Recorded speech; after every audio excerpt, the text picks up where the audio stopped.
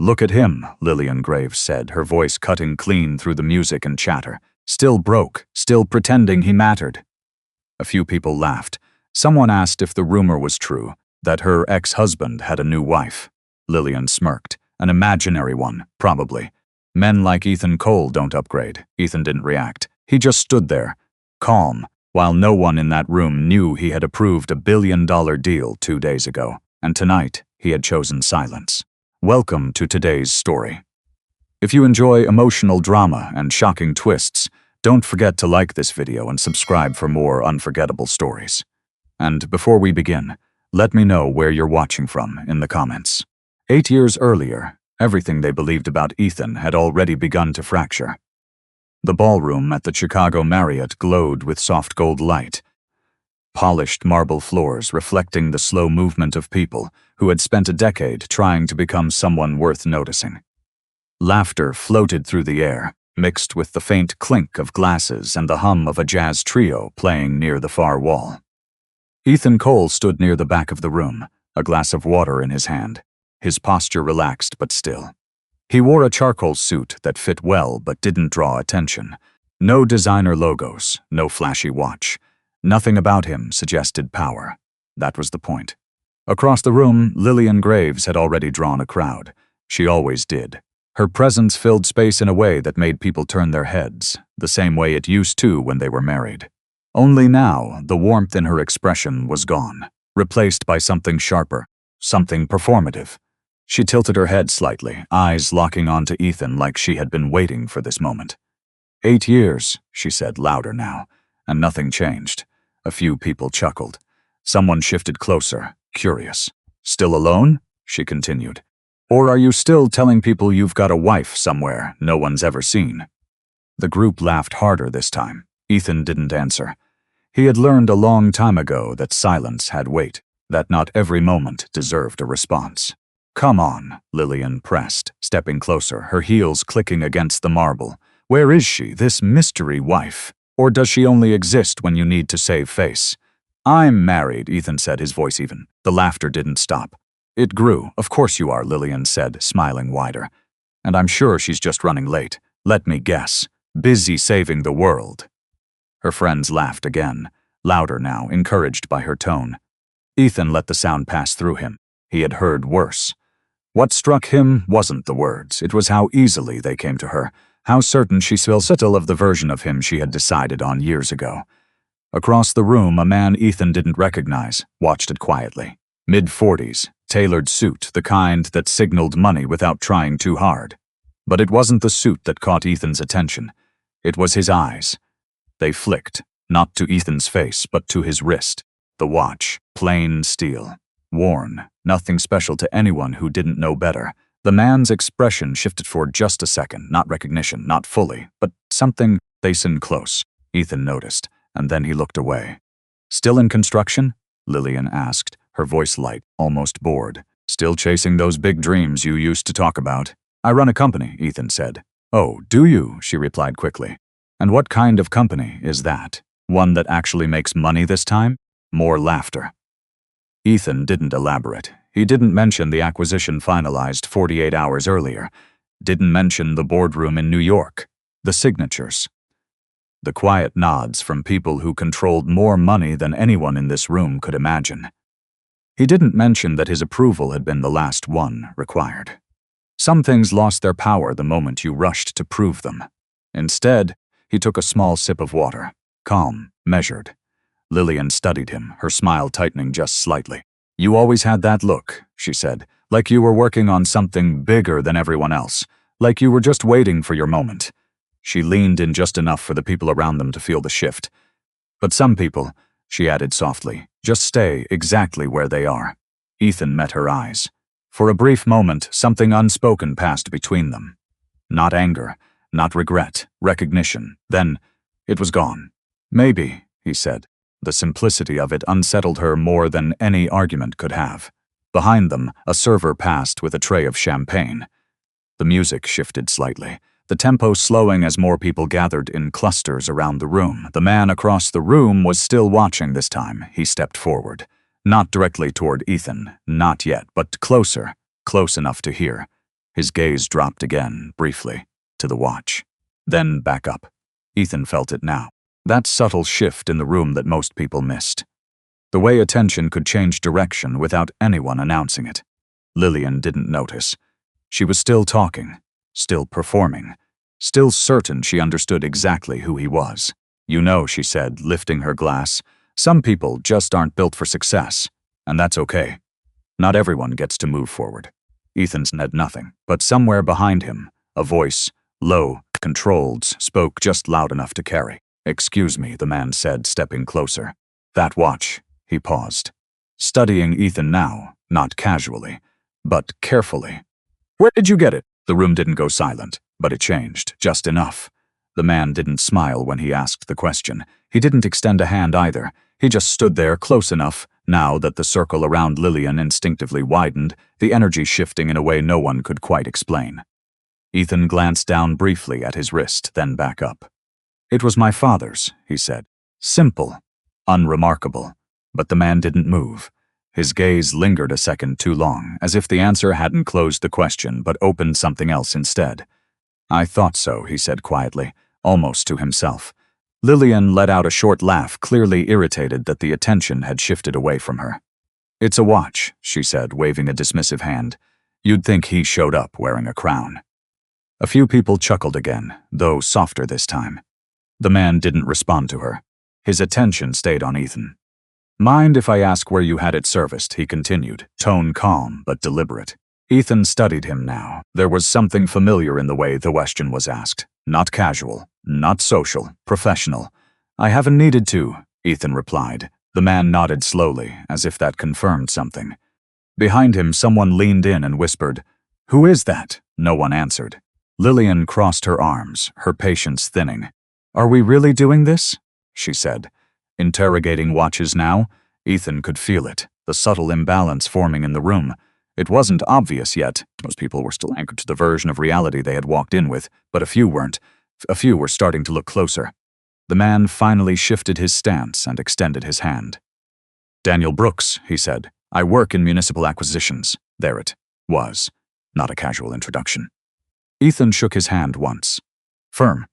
Brief. Ethan. No last name. Daniel's eyes flickered, just for a moment at that. "You're in construction, right?" Daniel asked. "That's what I said," Lillian cut in quickly, stepping back into the space like she needed to reclaim it. "He's been in construction for about 20 years now, still waiting for something to come of it." Her tone was light, but there was an edge to it now, something sharper, less confident. Daniel didn't look at her. "What kind of projects?" he asked Ethan. "Depends," he said. "Infrastructure. Redevelopment. That's a wide range." It is, the answers were short. Controlled. Ethan wasn't avoiding, he was choosing. Across the room, the jazz music shifted again, a slow note hanging in the air as a few more people subtly turned in direction. The attention. Lillian felt it now too, the attention. And she didn't like that the Finns anymore. "Well," she said, forcing a laugh, "I'm sure it's all very modest in." Ethan didn't react. But Daniel did. Not visibly. Not in a way most people would catch. Just a slight tightening around the eyes. "Modest can be relative," he said. Lillian's smile faltered for half a second. Then she recovered. "Trust me," she said, tilting her head toward Ethan. "In this case, it's not." A few people nodded, more out of habit than certainty. Ethan took another sip of water. Calm, measured. He wasn't here to win the room. He wasn't here to correct anyone. He was here because 8 years ago, he had walked away without closing the door, and something in him had needed to see it fully shut. That was all. Daniel studied him for another second, then shifted slightly closer, lowering his voice just enough that it didn't carry far beyond the immediate circle. "Were you in New York this week?" he asked. The question landed differently. Not casual, not social. Precise. Ethan held his gaze. "For a day," he said. Daniel nodded again, slower this time, as if another piece had fallen into place. Lillian let out a soft scoff. "Of course he was," she said, "probably sightseeing." No one laughed this time. The air had changed too much. Ethan felt his phone vibrate once in the inside pocket of his jacket. He didn't reach for it. Not yet. Daniel noticed. "Busy week?" he asked. Ethan gave a small shrug. "Something like that." Another pause. Then Daniel stepped back half a step, not breaking eye contact. "Good to see you," he said. It wasn't a polite closing. It sounded more like acknowledgement, like confirmation. He turned slightly, scanning the room, then moved off toward the bar without another word. The silence he left behind wasn't heavy. It was unsettled. Lillian looked around, clearly aware now that something had slipped out of her control. "Okay," she said, forcing brightness back into her voice. That was strange. No one disagreed. But no one fully agreed either. They were watching Ethan differently now, not yet, but not dismissing him as easily. She turned back to him, her eyes narrowing slightly. "You've been busy, huh?" Ethan met her gaze. "I've been working," he said. "That's what you always say. It's what I've always done." The words were simple, but they didn't land the way she expected. For a brief second, something flickered across her face. Not understanding. Not quite, but uncertainty. She covered it quickly. "Well," she said, lifting her glass again. "I hope it's finally paying off." Ethan didn't answer. Because it already had, in ways she couldn't measure. Across the room, Daniel had stopped at the bar, speaking quietly to another man in a dark suit. The second man turned slightly, following Daniel's line of sight back toward Ethan. Their eyes met, only for a moment, but it was enough. Ethan felt the phone vibrate again, longer this time. Insistent. He reached into his jacket slowly, pulling it out just enough to glance at the screen. One message, from a name saved without a title. "Board confirmed. Final approval logged under your authorization. Press may break tonight." Ethan held the screen there for half a second. Then he locked it, slid it back into his pocket. When he looked up again, Lillian was watching him closely. "What was that?" she asked. "Nothing important," he said. She studied him, searching for something she couldn't quite define. Across the room, the second man Daniel had spoken to started walking in their direction, not casually, deliberately. And this time, he wasn't looking at Ethan's watch. He was looking straight at him. The second man didn't slow down as he approached. His steps were measured, deliberate, the kind that drew attention without asking for it. Conversations nearby softened, not because anyone told them to, but because something in his presence suggested this wasn't casual. Ethan recognized the type immediately. Not just money. Authority. The man stopped a few feet away, his eyes steady on Ethan, then flicked briefly to Daniel Brooks at the bar before returning. "Mr. Cole," he said. Not a question, a statement. The name landed differently this time. Lillian's expression shifted, just slightly. She turned toward Ethan, her brows knitting together. "You didn't say your last name earlier," she said, a trace of suspicion creeping in. Ethan didn't answer her. He held the man's gaze. The man extended his hand. "Richard Halpern. We haven't met in person." Ethan took his hand, firm and brief. "Not yet." Richard nodded once, as if confirming something he already knew. "I wasn't sure you'd attend tonight," Richard said, given the timing. Ethan's expression didn't change. "I had some time." The phrasing was careful. Controlled. Lillian looked between them now, her patience thinning again. But this time it was mixed with something else. Unease. "What is this?" she asked, her voice sharper. "You two know each other?" Richard finally turned to her, polite. "Yes." Professionally," she repeated. "Ethan?" The name sounded unfamiliar in her mouth now, like she was testing it. Ethan let the moment sit. He didn't clarify, didn't explain. He had spent years explaining himself to people who had already decided who he was. He wasn't going back to that. Richard shifted his attention back to Ethan. "We'll need to connect soon," he said, lowering his voice slightly. "There are follow-ups after the approval." Lillian's eyes narrowed. Approval for what? No one answered her. Daniel, still at the bar, had turned fully now, watching without hiding it. The people closest to the conversation leaned in subtly. Not obvious. Just enough to catch what they could. Ethan glanced briefly at Richard. "Tomorrow works," he said. Richard nodded. "My office will reach out." Then he paused, for just a second longer than necessary. His eyes moved over Ethan, not evaluating, not questioning. Acknowledging. Respect. It was subtle. But it was there, and that was what changed the room. Lillian saw it. She might not understand what it meant, but she recognized the difference in tone, the difference in posture. The way a man like Richard Halpern didn't speak to just anyone like that. Her smile didn't return this time. "So you've got meetings now?" she said, trying to recover her earlier rhythm. "That's new." Ethan looked at her. "I've always had work," he said. "That's not what I meant. I know." The quiet exchange landed harder than anything she had said earlier. Because there was no defense in it, no attempt to convince. Just fact. Richard gave a small nod as if excusing himself. "Enjoy your evening," he said to Ethan. Then he stepped back, turning away with the same controlled presence he had arrived with. The moment he left, the air shifted again. But it didn't go back to what it was. It couldn't. Too much had changed. Lillian let out a small breath, one she didn't seem to realize she had been holding. She glanced around, noticing the looks now, the subtle recalibration happening in real time. People weren't laughing anymore. They were watching. "Okay," she said, forcing a light tone that didn't quite land. "What exactly is going on?" Ethan didn't answer. He didn't need to. The absence of explanation was doing more work than any answer could. "That man," she pressed, "he doesn't talk to people like that unless—" She stopped herself. The thought didn't fully form. Not yet. Because accepting it would mean questioning everything she had believed for 8 years. And she wasn't ready for that. Across the room, Daniel had pulled out his phone. He said something low to the man beside him, then showed him the screen. The second man's posture changed immediately. They both looked back at Ethan, longer this time, more openly. Lillian followed their gaze, her expressions tightening. "Do you know them too?" she asked. Ethan took a slow breath. "I know," Peep answer irritated, he said, because it wasn't an answer. "Since when?" she demanded. "Since when do you know people like that?"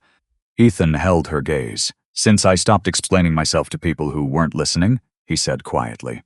The words didn't sound like an attack, but they landed like one. Lillian's face flushed, the memory of their marriage flickering behind her eyes. All the times he had tried to explain, all the times she had dismissed it. "You think this changes something?" she said, her voice lower now, more controlled. "You showing up here with whatever this is?" "I didn't come here to change anything," Ethan said. "Then why are you here?" He paused. Not because he didn't have an answer, because he chose which one to give. "To see it clearly," he said. Her expression faltered. "See what?" He didn't respond, because the answer was already standing in front of him.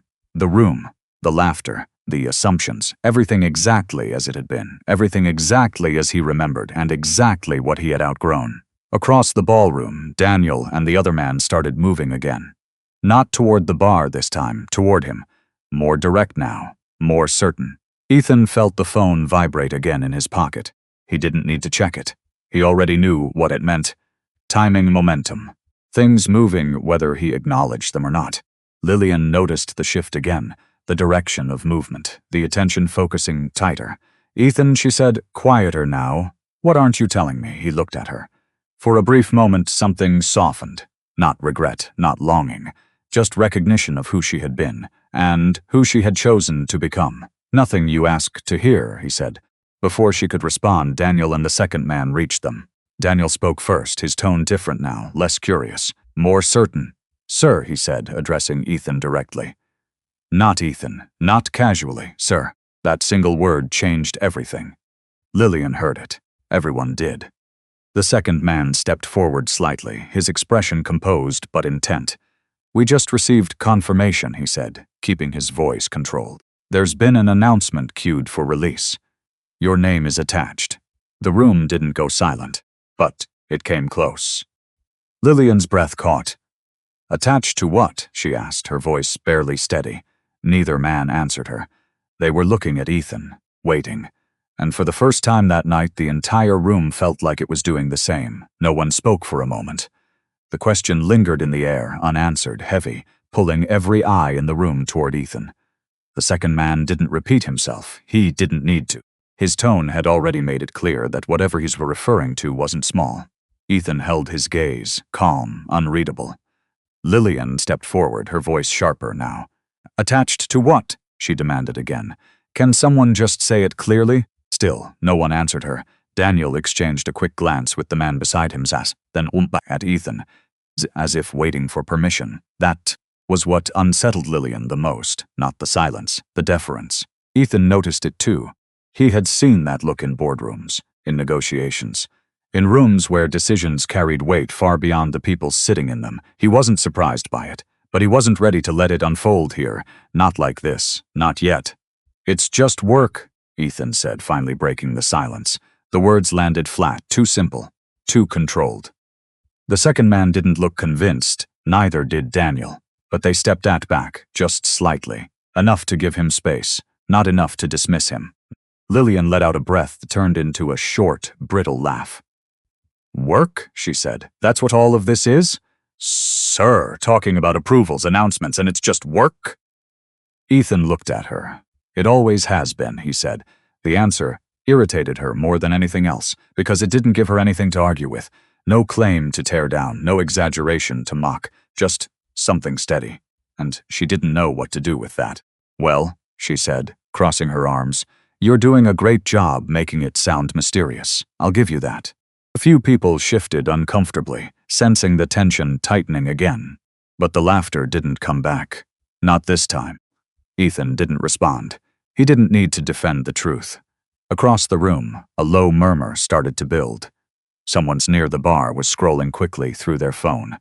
Another leaned in, whispering something urgent. The energy shifted again. Faster now, more visible. Daniel noticed it first. His posture changed, his attention pulling away from the conversation as he glanced toward the bar. Then he looked back at Ethan. "You might want to see this," he said quietly. Ethan didn't move. Later he replied. "Nat." Daniel hesitated, then nodded slowly. Lillian caught the exchange. "What is it?" she asked, her voice tightening again. "What are you all looking at?" No one answered her. That silence felt different now, not dismissive. Excluding, and she felt it. The first time that night, she wasn't the center of the moment. She was outside it. Her eyes moved across the room, picking up fragments, a name, a headline, a number. She couldn't piece it together yet, but she knew it was connected to him. "Ethan," she said, her voice lower now, less controlled. "What is going on?" He met her gaze. There was no anger there, no satisfaction either, just distance. "I told you," he said. "It's work." "That's not an answer. It's the only one you ever let me give." The words landed clean, too clean. They cut right through whatever confidence she had left. For a moment she didn't respond, because she couldn't. Because something what said felt true in a way she hadn't expected. She recovered quickly, her expression tightening. "Don't do that," she said.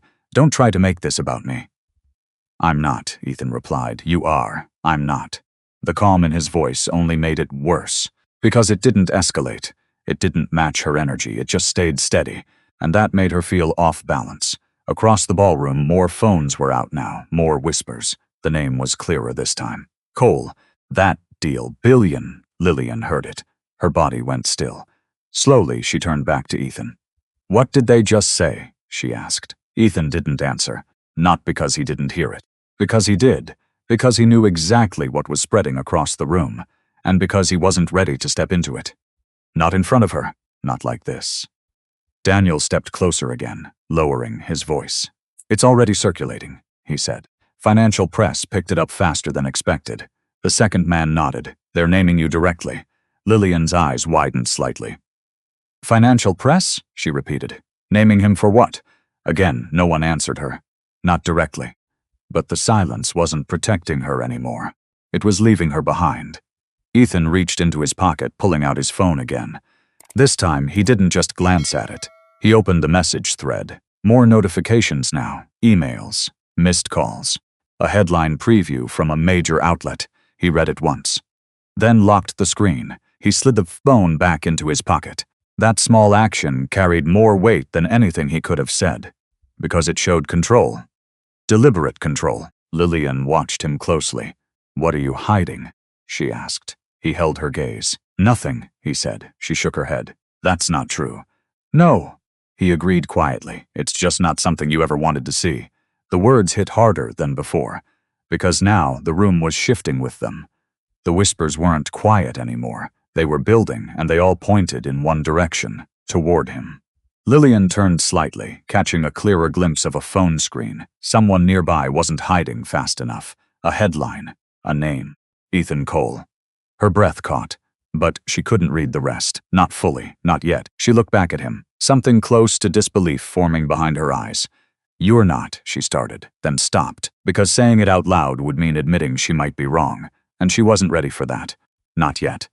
Ethan didn't push. He didn't confirm. He didn't deny. He just stood there, steady, unmoved. Across the room, Daniel's phone buzzed again. He glanced at it, then back at Ethan. "There's a request coming through," he said. "They want a statement. Tonight." The second man added, "If you don't respond, they'll run it without comment." Ethan considered that for a moment. Then he made a decision. Small, quiet, but final. "Let them run it," he said. Daniel blinked slightly. "Are you sure?" "Yes." No hesitation. No need to think it through. Because he already had. Because this moment wasn't about managing perception. It was about letting the truth arrive on its own. Lillian stared at him. "You're just going to let people say whatever they want?" she asked. Ethan looked at her. For once, he said, "I don't need to correct anyone." The words settled between them. Heavy, final, and for the first time that night, Lillian didn't have anything to say back because something in the room had already started correcting itself, and she could feel it slipping out of her control. Just then, a voice called out from across the ballroom. Loud, clear, unavoidable. "Ethan Cole?" Heads turned, all at once. A man in a dark suit stood near the entrance, holding up his phone, like proof. "You're the one behind the North Shore infrastructure acquisition, right?" The room froze, and this time there was no way to ignore it. The question cut through the room like something sharp enough to leave a mark. "You're the one behind the North Shore infrastructure acquisition, right?" No one laughed this time. No one moved. Every conversation in the ballroom seemed to collapse inward, drawn toward that single point.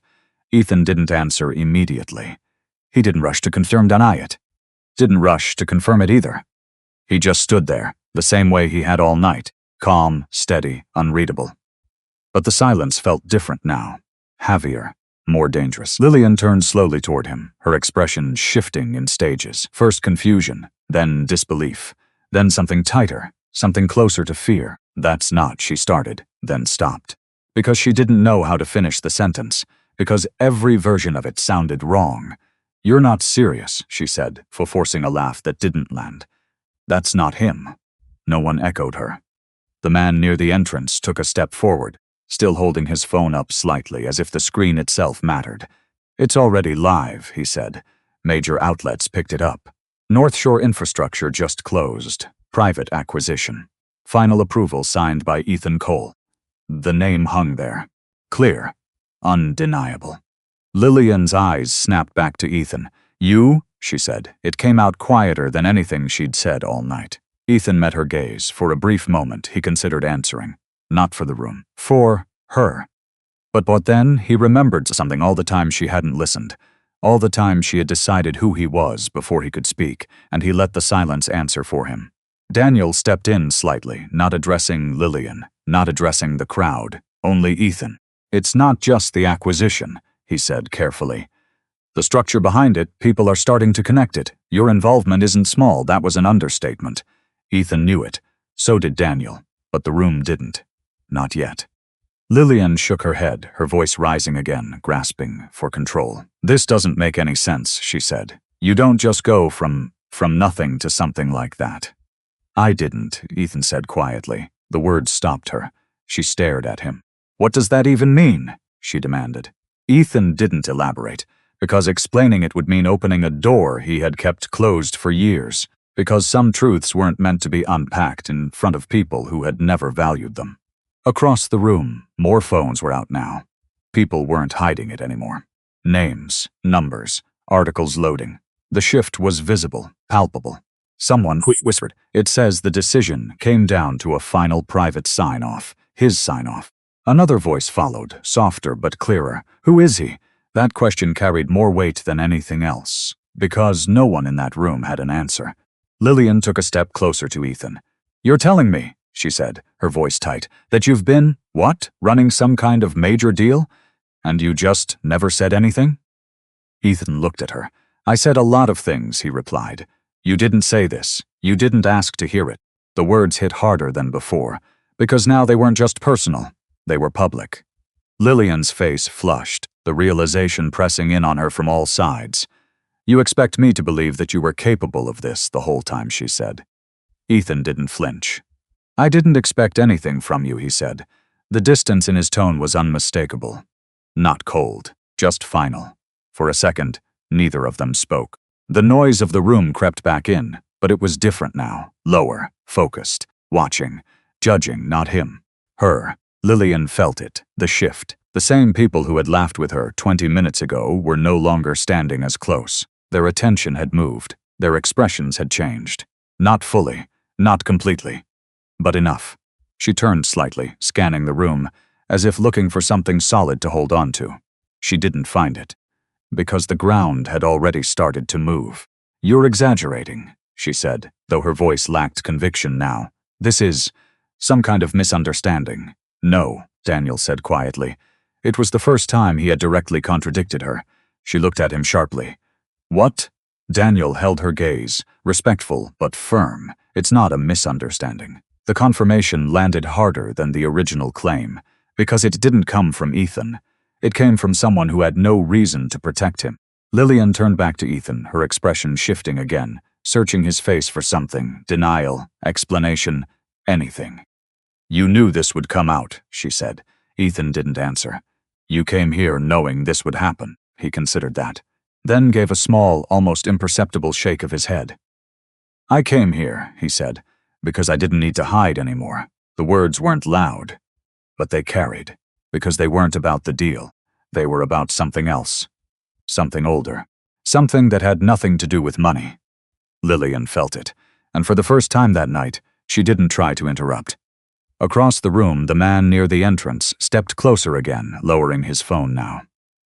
"There's more," he said. Everyone turned. "The acquisition isn't just large," he continued. "It's strategic. Whoever structured it controls a major portion of the redevelopment contracts moving forward." He looked directly at Ethan. "That's not a small position." The implication was clear. Power, not just money. Control. The room absorbed it slowly. Lillian's breath caught. "Control?" she repeated. Her voice was barely steady now. Ethan didn't confirm it, but he didn't deny it either, because at this point it didn't matter. The truth was already moving faster than anything he could say. Daniel's phone buzzed again. He glanced at it, then looked back at Ethan. "There's a request from the board," he said quietly. "They want you present first thing in the morning. Full session." Ethan nodded once. "I'll be there." No hesitation, no surprise. Like it had always been expected, Lillian stared at him. "You're on a board now?" she asked. Ethan met her eyes. "I've been making decisions for a while," he said. The understatement of it only made it worse, because it left room for everything she hadn't known, everything she had dismissed, everything she had chosen to walk away from. Her voice dropped. "Why didn't you tell me?" she asked. It wasn't an accusation anymore. It was something else, something closer to realization. Ethan held her gaze for a long moment, then he answered, "Because you already decided who I was." The words didn't echo. They didn't need to. They settled. Heavy. Final. And there was nothing she could say to undo them. Across the room, someone called out again, louder this time. They're naming him in every article now. Phones lifted higher, screens turned outward, proof spreading faster than denial. Lillian didn't look at them. She kept her eyes on Ethan. Because for the first time in 8 years, she didn't recognize the man standing in front of her, and she didn't know how much more she had missed behind her. A familiar voice cut through the rising noise. "Lillian." She froze, slowly turned. Marcus Hale stood a few steps away, his expression tight, his usual confidence nowhere to be found. He looked from her to Ethan, then back again. "You didn't tell me it was him," Marcus said. The words landed like a crack in something already breaking, and suddenly this wasn't just about the past anymore. Marcus's voice didn't carry far, but it didn't need to. The tension in it did the work. "You didn't tell me it was him." Lillian turned fully toward him, her composure cracking for the first time that night. "I didn't know," she said quickly. "How was I supposed to know?" Marcus didn't answer right away. His eyes moved past her, locking onto Ethan. Not with curiosity, with calculation. That was what Ethan noticed first. The shift. The same man who had once walked into Lillian's life with confidence now looked like someone reworking a deal in real time. Reassessing, repositioning. "You're Ethan Cole," Marcus said, more directly now. Ethan didn't respond.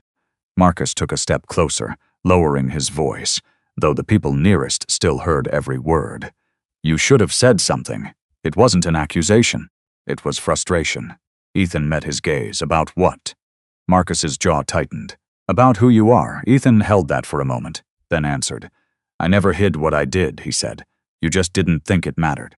The words landed harder than any confrontation could have, because they weren't defensive. They were factual. Lillian looked between them, her breath uneven now. Marcus, what is going on? She asked. You're acting like this changes things? Marcus cut in, sharper than before. She stopped. Because that was exactly what it felt like. He ran a hand over his mouth, then exhaled slowly, trying to regain control. That acquisition, he said, gesturing slightly toward Ethan, isn't just some deal. It's tied into half the redevelopment contracts we've been chasing for the last 2 years. The room absorbed that. Slowly, he continued, quieter now, but more intense.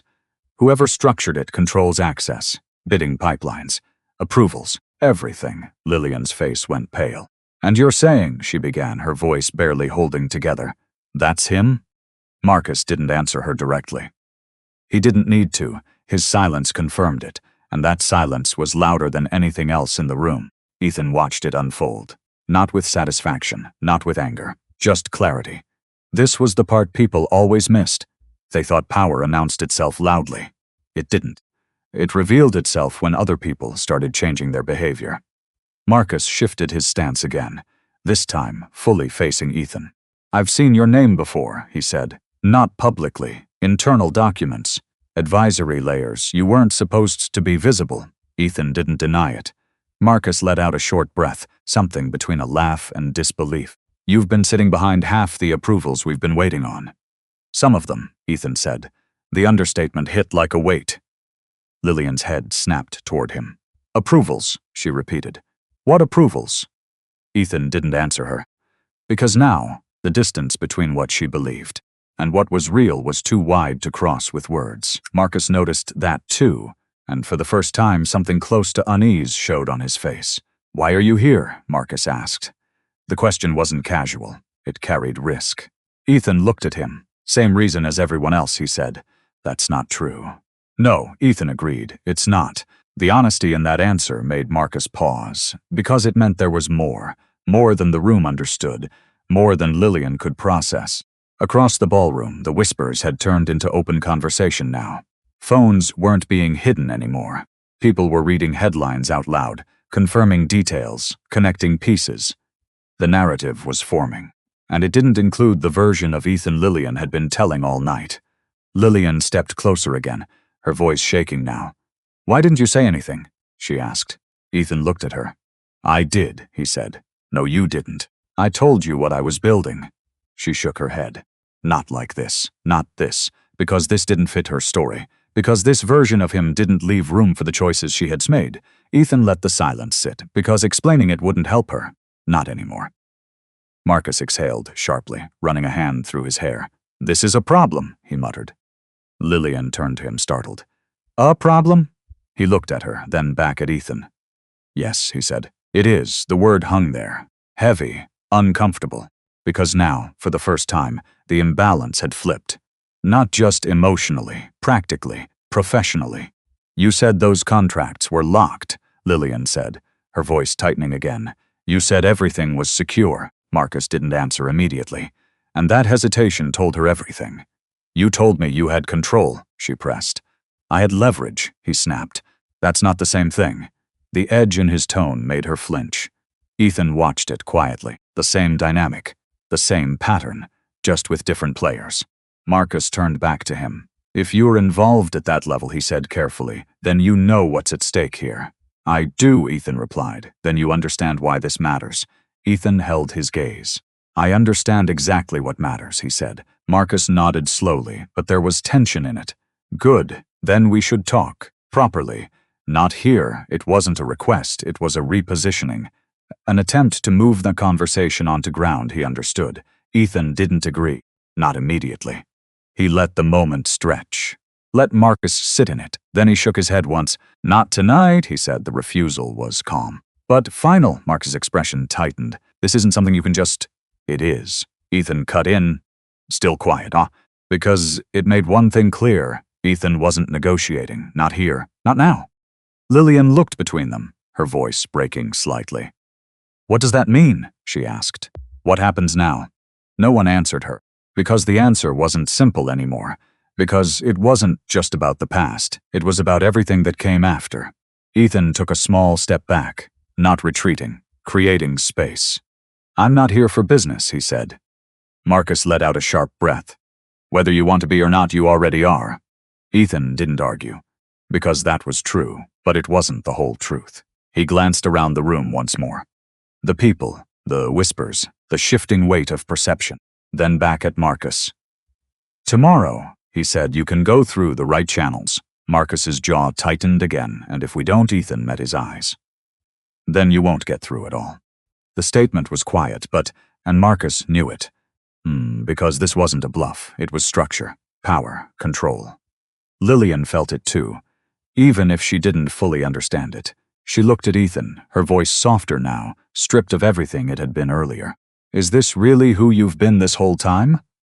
Ethan didn't answer right away. "Then finally, I've been the same person," he said. "You just stopped looking."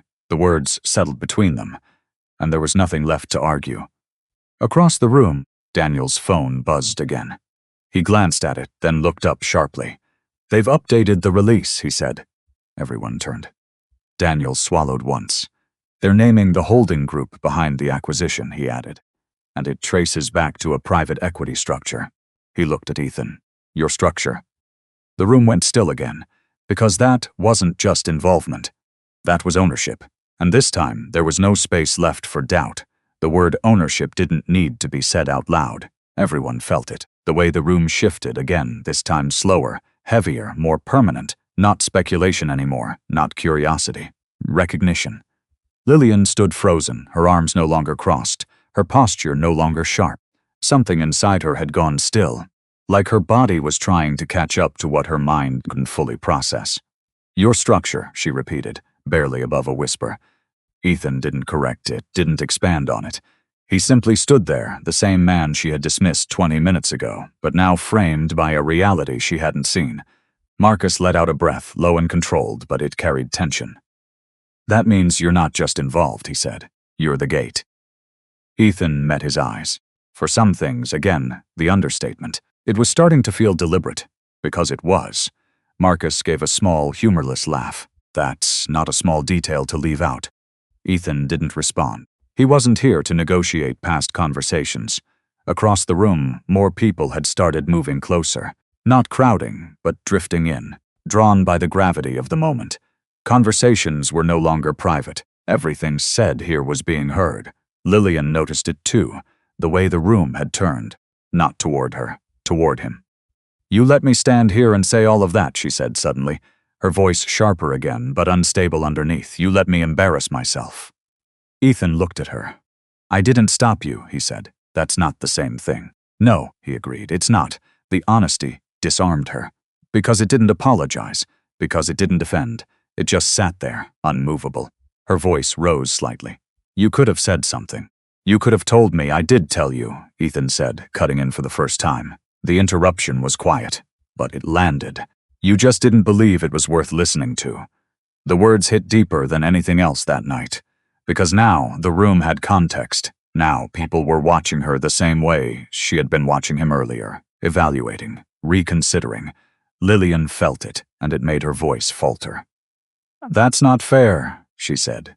Ethan held her gaze. "It is," he said. "Simple. Final." Marcus shifted his stance again, trying to pull the focus back to something he understood. "We need to talk about access," he said, lowering his voice, but not enough to hide it. "If your firm is controlling approvals on those contracts, then the bidding pipeline changes." Ethan didn't look at him right away. When he did, it wasn't with resistance. It was with distance. "That's not a conversation for here," he said. Marcus pressed. "It's already here." Ethan shook his head once. "No, this is something else." He didn't elaborate. But the distinction was clear. Business wasn't the center of this moment. Truth was, and Marcus couldn't redirect it. Across the room, Daniel stepped forward again, phone still in hand. "They've released more details," he said. "The structure traces further than we thought. Multiple layers, but all tied to a single decision authority." He didn't need to say the name again. Everyone knew. A woman near the bar spoke up quietly, not to anyone in particular. He's been in the news before, just not like this. Another voice followed, that's intentional. Private control, low visibility. The pieces were connecting now, out loud. Lillian heard every word, each one landing like something breaking apart inside her. She took another step toward Ethan, closer than she had been all night. "You're telling me," she said slowly, "that you've been this for years?" Ethan didn't answer immediately. "Then I've been building," he said. "That's not the same thing." "It is," he replied. "You just didn't stay long enough to see what it became." The sentence didn't soften either. Lillian's breath caught, because now it wasn't just about what he was. It was about what she had left behind.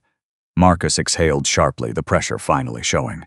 "This changes everything," he said, more to himself than anyone else. Ethan glanced at him.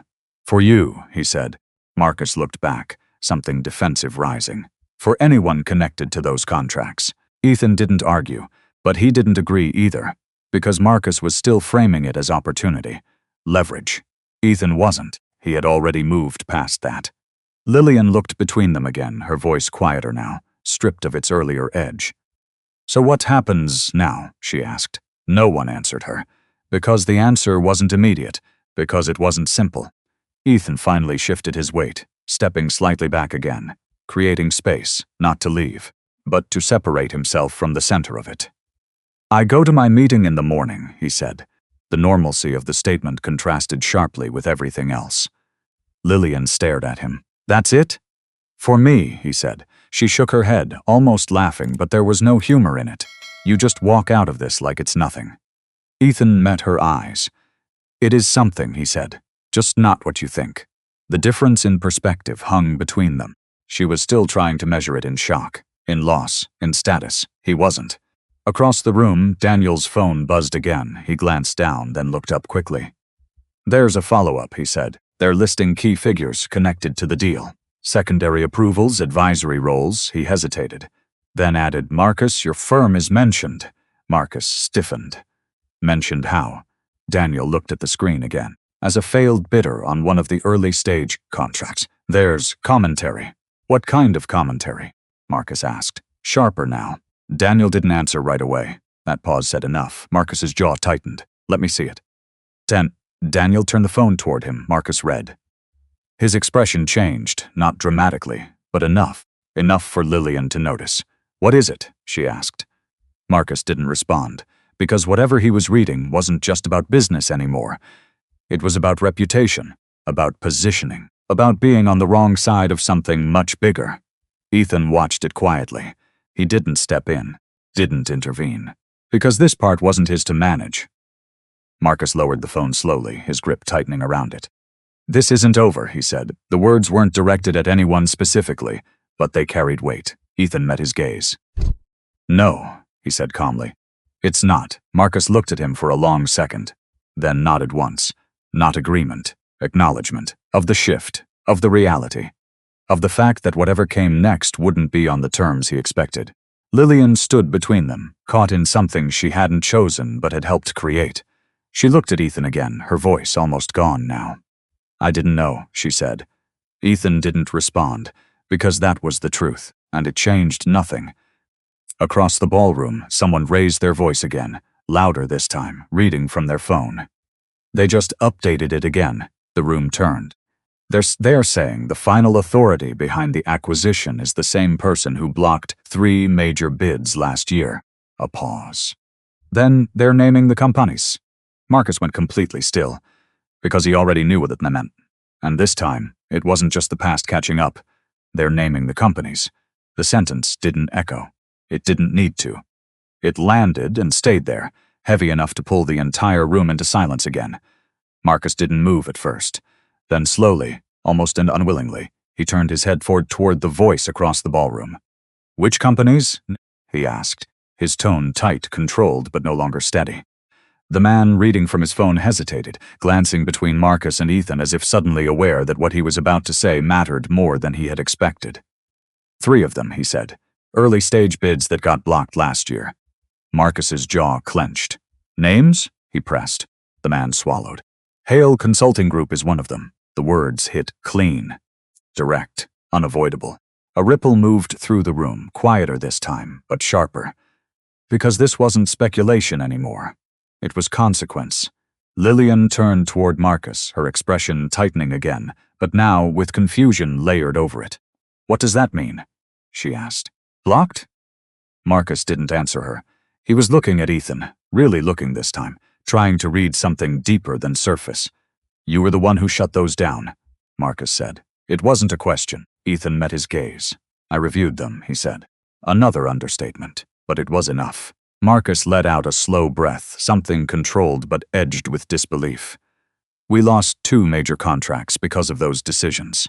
"I'm aware," Ethan replied. The calm in his voice made it worse. Because it meant he hadn't acted lightly. Because it meant those decisions had been deliberate. Lillian's eyes moved between them again, faster now, trying to keep up. "Wait," she said. "You're telling me he had something to do with your firm losing contracts?" Marcus didn't look at her. "Yes," he said. The single word cracked whatever was left of her certainty. She turned back to Ethan, her voice rising again. But this time it wasn't sharp, it was strained. "You did that?" Ethan didn't flinch. "I made a decision based on the proposals," he said. "That cost him." She gestured toward Marcus. "Millions." "It wasn't about him," Ethan said. Marcus gave a short, humorless laugh. "It never is it? That's how it works. People like you don't see the people underneath the numbers."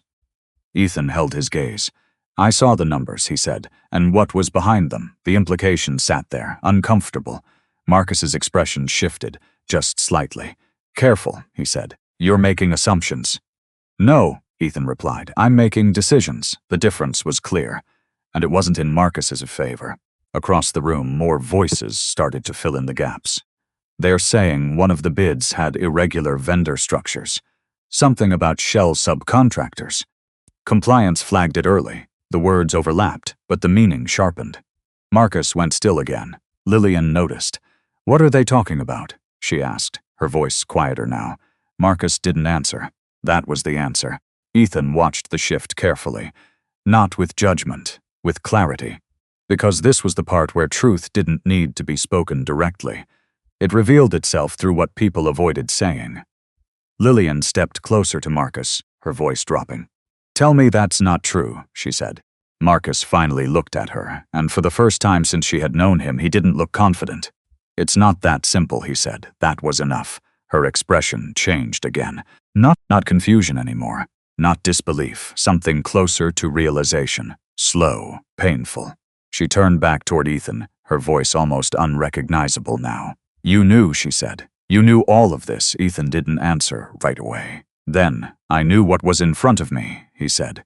"And you never said anything?" she asked. "I didn't need to," he replied. The words weren't cruel.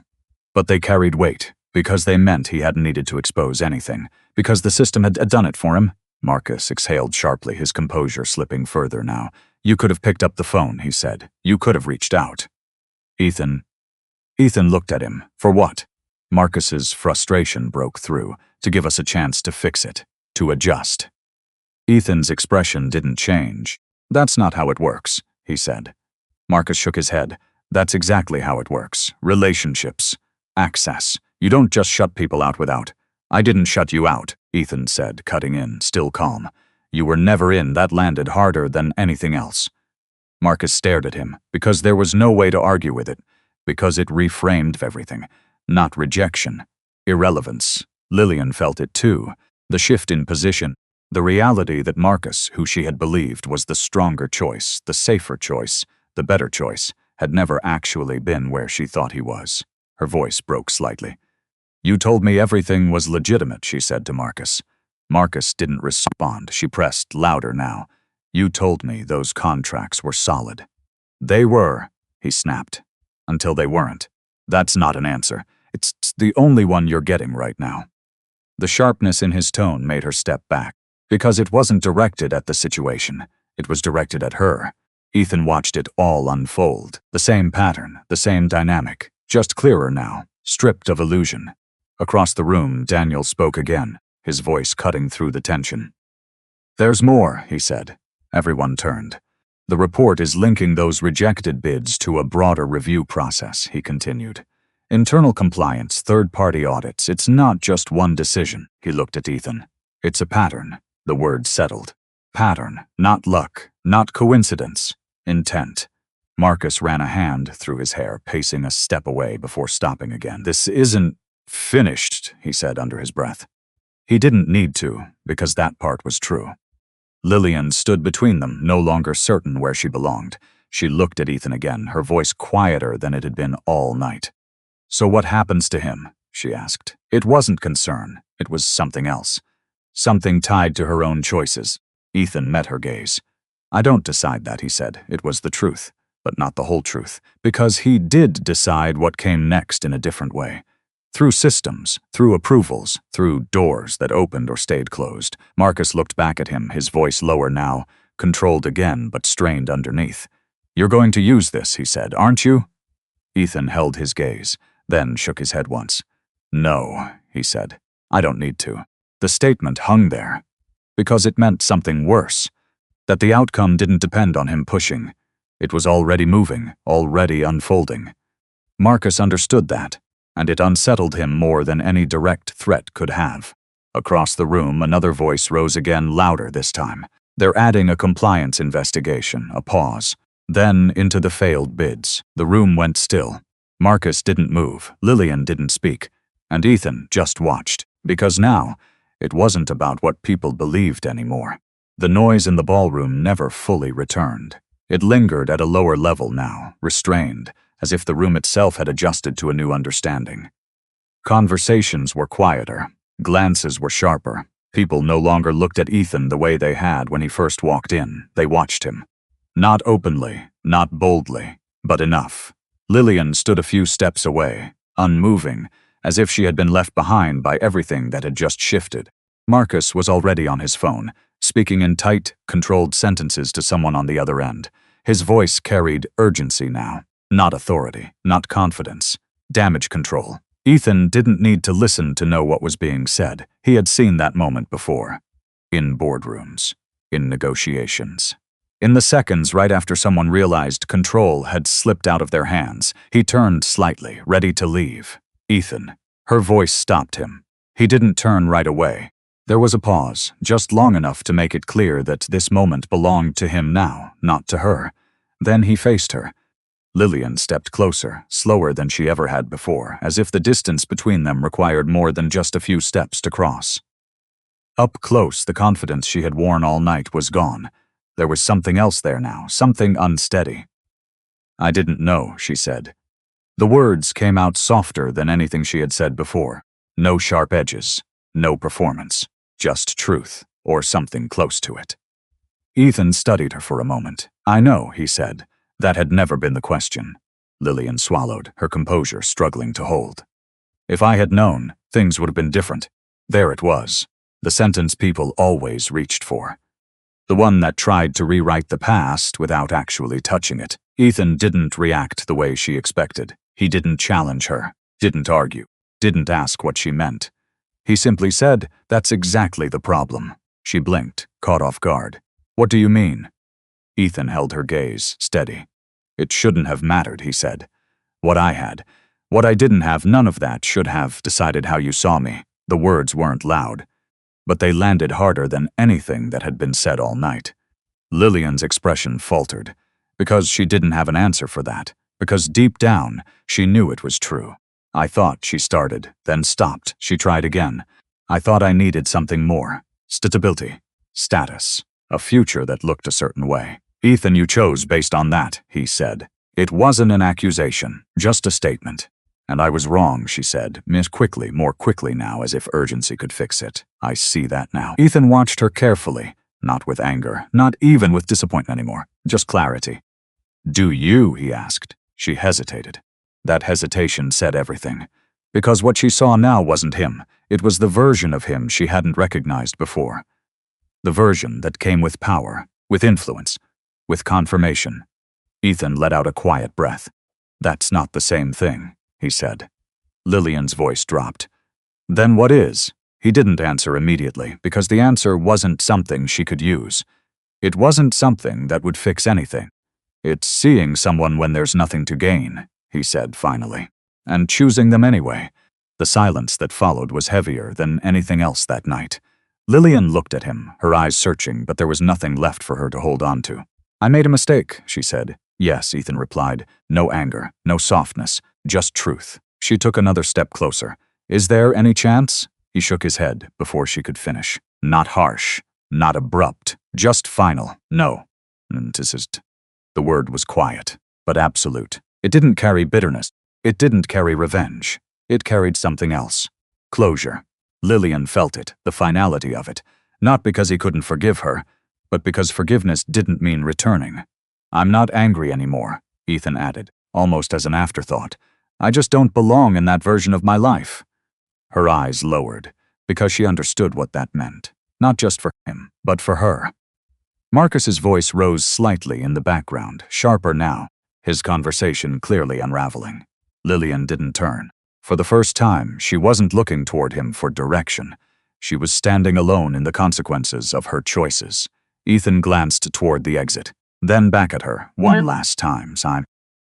"I hope you find what you were looking for," he said. It wasn't cruel, but it wasn't comforting either, because it acknowledged the distance, the difference between what she wanted then and what she understood now, and how those two things would never meet. He turned and walked away. No rush, no hesitation, just a steady, quiet exit. No one stopped him this time. No one laughed. No one questioned. The same room that had dismissed him now made space without a word. The doors opened, and then closed behind him. Lillian stood there long after he was gone, not because she expected him to come back, but because she finally understood that he wouldn't, and that nothing she said now could change that. Across the ballroom, Marcus ended his call, his expression darker than before, his position already beginning to slip under pressure he couldn't control. For the first time, Lillian didn't move toward him. She stayed where she was, alone in the realization that she hadn't just misjudged a man, she had misjudged what mattered. Outside, the night air was cool. Ethan stepped into it, breathing in slowly, the noise of the ballroom fading behind him. For the first time in a long time, there was nothing left to prove. No one left to convince, just space, and quiet, and a life that no longer needed to be explained to anyone. If you were in his place, would you choose revenge or peace?